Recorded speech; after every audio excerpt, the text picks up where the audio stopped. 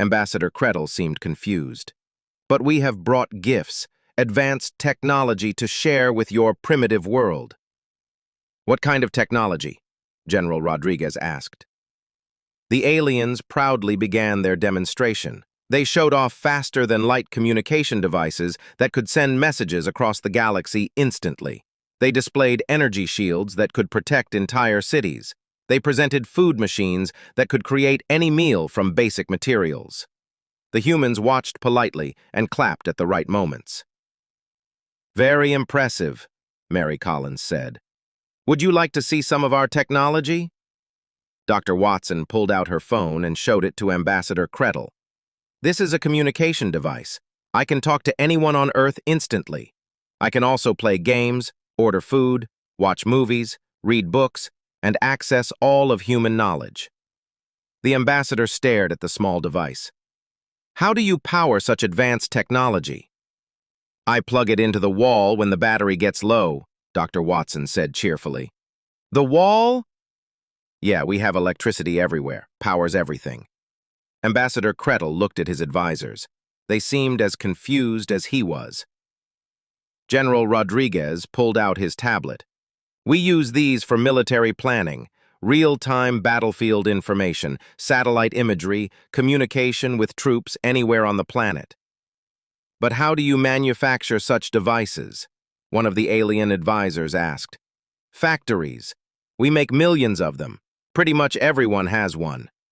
The aliens spent several minutes examining the human devices, passing them around and talking in their strange language. "This is impossible," Ambassador Kretel said. "Such technology requires massive industrial infrastructure and centuries of development." "We've had factories for a couple hundred years," Mary Collins said. "Started with making cloth, moved on to cars, now we make everything." Dr. Watson was looking at the alien food machine. "How does this work?" "It rearranges matter at the molecular level to create any desired substance," Ambassador Kretel explained proudly. "Cool. We have something similar." Dr. Watson showed them pictures on her phone. "These are 3D printers. We can make tools, machine parts, even houses. This one here prints with chocolate." "Chocolate? It's food." The ambassador was looking more and more frustrated. "You speak of doing things for fun. What is the purpose of this?" General Rodriguez laughed. "Fun is the purpose. Life's too short to be serious all the time." "But without purpose, how do you maintain order?" "We don't need much order," Mary Collins said. "People mostly get along fine on their own." Ambassador Kretel was turning a darker shade of purple. "Impossible! Civilization requires structure, rules, authority." "We have rules," General Rodriguez said. "Don't hurt people, don't take their stuff, and try to be nice. Works pretty well." Dr. Watson was still fascinated by the alien technology. "Can I ask you something? Why do you want to conquer other planets?" "We do not conquer, we liberate. We bring order to chaos." "But what if people are happy with their chaos?" Ambassador Kretel stared at her. "Happy? What does happiness have to do with governance?" The three humans looked at each other. "Everything," Mary Collins said. "The whole point of government is to help people be happy and free." "Free?" The Toiwi ambassador said the word like it was poison. "Freedom leads to disorder, chaos, suffering." "Sometimes," General Rodriguez admitted, "but it also leads to great things. Art, music, exploration, love. These things serve no function." Dr. Watson smiled. "They serve the most important function of all. They make life worth living." The meeting continued for several more hours, but it only got more confusing for both sides. The aliens could not understand why humans would choose uncertainty over security. The humans could not understand why anyone would give up freedom for order. Finally, Ambassador Kretel ended the ear. "Meeting. We will need time to consider this. Your species is unusual." As the humans prepared to leave, Dr. Watson asked one more question. "Can I ask what you do for fun in your empire?" Ambassador Kretel looked puzzled. "Fun is not necessary. We have purpose. But what makes you happy?" The ambassador thought for a long moment. "I do not understand the question." As their shuttle flew back toward Earth, the three humans sat in silence for a while. "That was sad," Dr. Watson said finally. Yeah, General Rodriguez agreed. 800 years of conquering and they've never learned how to smile. Mary Collins was looking out at the stars. I think we're about to teach them something they didn't expect to learn. What's that? Dr. Watson asked. That maybe, just maybe, they're the ones who need to be liberated. Admiral Zextel was angry. The diplomatic meeting had been a disaster. These humans did not understand their place in the galaxy. They needed to see the true power of the hegemony. Prepare the stellar destroyer, he ordered his crew aboard the flagship, Eternal Dominion. We will show them what happens to those who refuse our generous offer. The alien fleet moved into position around a small asteroid near Earth. It was about the size of a city block, spinning slowly in space. Admiral Zextel opened a communication channel to Earth. Humans of the third planet, his voice boomed across space. You have refused our offer of peace. Now you will witness the power that has conquered 47 star systems. Watch and understand your fate if you continue to resist. Captain Jake Morrison was back on the bridge of the USS Liberty. He looked at the alien formation with interest. Looks like they're planning a light show. Sir, should we move to a safer distance? Lieutenant Lisa Parker asked. Nah, we're fine here. Let's see what they can do. The alien ships began to glow. Energy flowed between them like lightning, creating patterns of light that were beautiful to watch. The humans on nearby stations and ships stopped what they were doing to look. This is actually pretty impressive, Commander Rick Davis said, watching the display. The aliens spent almost an hour charging their weapon. Energy built up across multiple ships, creating a web of power that connected the entire fleet. The space around them crackled with electricity. Admiral Zextel's voice came over the communication system again.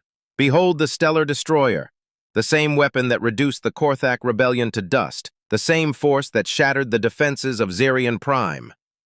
He's really proud of this thing, Jake observed. The weapon fired. A beam of pure energy, thicker than a building and brighter than the sun, struck the asteroid. The rock exploded in a brilliant flash of light and debris. Pieces flew in all directions like fireworks. The alien fleet sat in formation, waiting for the humans to respond with terror and surrender. Instead, Captain Morrison's voice came over the communication channel, sounding impressed but casual. Hey, that was pretty neat. Want to see something cool? Before Admiral Zextel could respond, a small human ship appeared near another asteroid. It was a beat-up mining vessel called the Betty Sue with rust stains and scratched paint. The ship looked like it had been working in space for 20 years. This is Captain Roy Tucker of the Betty Sue, a voice said with a Texas accent. Y'all want to see what we used to clear space junk? The mining ship moved close to the asteroid. There was no big display of power, no charging time, no dramatic music. Roy Tucker just flipped a switch. The asteroid vanished. Not exploded, not destroyed. It simply disappeared completely, as if it had never existed. The alien fleet sat in stunned silence. What? Admiral Zextel whispered. Captain Morrison's voice came back on the channel. Experimental matter displacement drive. We've been testing it on space debris. Works pretty well for cleaning up our orbital lanes. How is this possible? The Admiral demanded.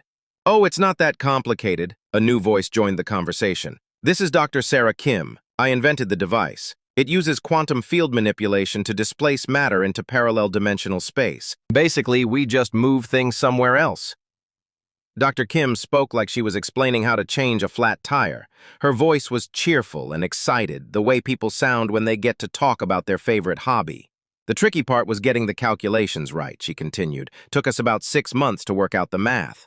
But once we figured out the quantum resonance patterns, it was just a matter of building the right equipment. Admiral Zextel was having trouble processing what he had just seen. This is a weapon of unimaginable power. Weapon? Dr. Kim sounded confused. It's not a weapon. It's a garbage disposal system. We got tired of space junk cluttering up our satellites.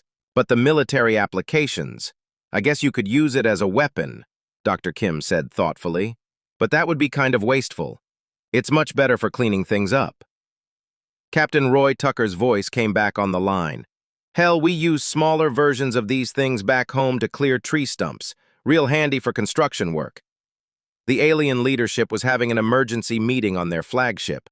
Admiral Zextel could hear them arguing in the background. You have tree stumps?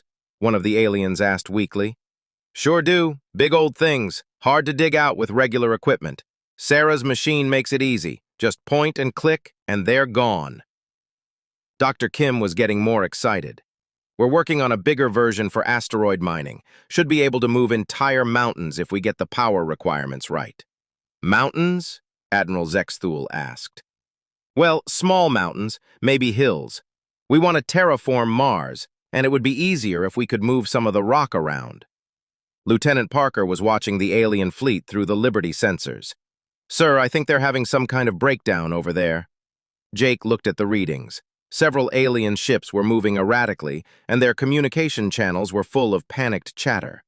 Admiral, Jake said, are you okay over there? There was a long pause before Zexthul answered. How long have you possessed this technology?